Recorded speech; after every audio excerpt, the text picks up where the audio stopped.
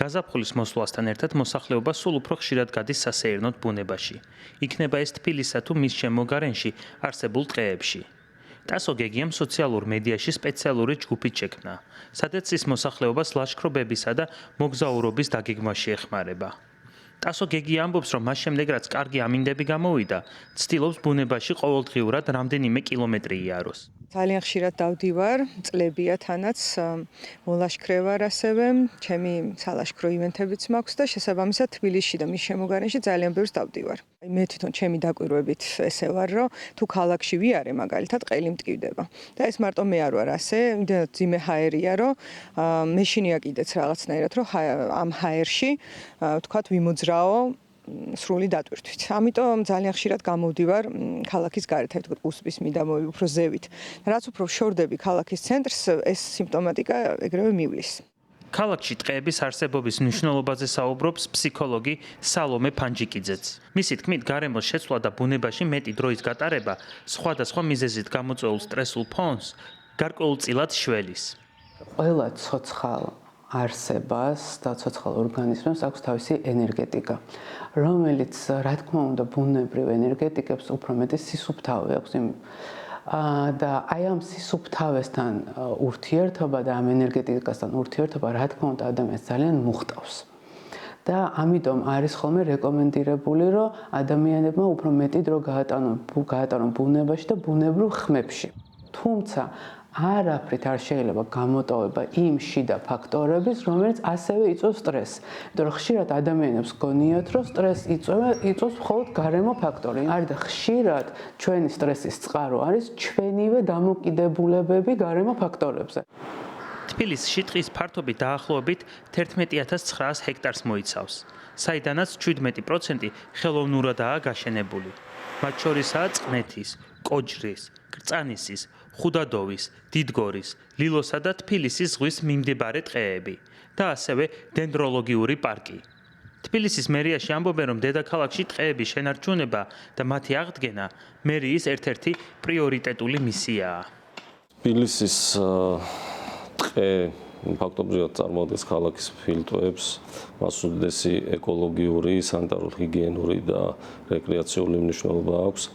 2018 წელს ჩატარდა აღნიშნული ტყის ინვენტარიზაცია, შემუშავდა სამოქმედო გეგმა.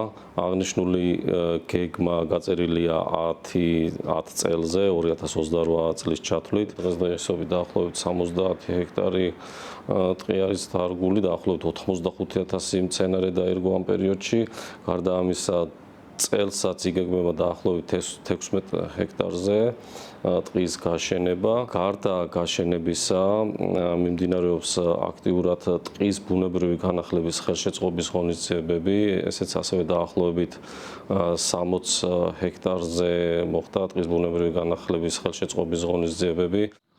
ტყე მნიშვნელოვანია როგორც მოსახლეობის ჯანმრთელობისა და რეკრეაციისთვის, ისე თავად ქალაქისთვისაც. თბილისსა და მის შემოგარენში არსებული ტყეები თბილის სუფთა ჰაერით და სასმელი წყლით უზრუნველყოფს.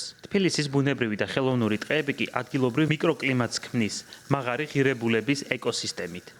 სწორედ ამიტომ განვითარების რეგიონულ ორგანიზაცია სენში, რომელიც სამხრეთ კავკასიის მასშტაბით გარემოს დაცვის მიმართულებით მუშაობს, მიაჩნიათ, რომ სახელმწიფომ თბილისის ტყეები უფრო მეტად უნდა დაიცვას. სახელმწიფოს მიერ მინიჭებული შესაბამისი სტატუსის მიუხედავად, რომლითაც ტყის ტერიტორიაზე იკრძალება მშენებლობა, სენში მიაჩნიათ, რომ არსებული რეგულაციები საკმარისად ეფექტიანი არ არის. თბილისის უსაფრთხოებას და უსაფრთხო გარემოს და მოსახლეობის მშვიდ ცხოვრებას სწორედ ხშირად ეს ტყეები უზრუნველყოფს და სამწუხაროდ ეს სიმშვიდე ხშირად ირღვევა თბილისში. პირველ პრობლემად უნდა დავასახელოთ ის, რაც დიდი ქალაქების გარშემო არსებულ ბუნებრივ ეკოსისტემებს ზოგადად ექმნებათ ხოლმე. ხდება ისე, რომ არის ძალიან დიდი ინტერესი, ძალიან დიდი მოთხოვნა, ძალიან დიდი დატვირთვა, რომ მოხდეს ათვისება ტერიტორიების, ბიზნესის, მიწის მშენებლობის, განაშენიანების კუთხით და რასაც ჩვენ ვუყურებთ თბილისში მიმდინარეობს ძალიან საშიში პროცესები. უკას თუ ჩავხედავთ, ძალიან ბევრი ტერიტორიები უკვე არის გასხვისებული. ტყეების განვითარება, მოვლა და აღდგენა ევროკავშირთან ასოცირების ხელშეკრულებით ნაკისრი ვალდებულებაა. შესაბამისად, სენში იმედოვნებენ, რომ ევროკავშირთან პოლიტიკური ურთიერთობების გაუარესების მიუხედავად, გარემოს დაცვის მიმართულებით საქართველო კვლავ იმუშავებს, რომ თბილისში ქალაქის გაშენიანება სტანდარტების დაცვით გაგრძელდეს და მაქსიმალურად შემცირდეს სტიქიების გამომწვევი ფაქტორები და რისკები. ხოლო მოსახლეობამ ქალაქის დატოვების გარეშე შეძლოს ბუნებაში გასვლა.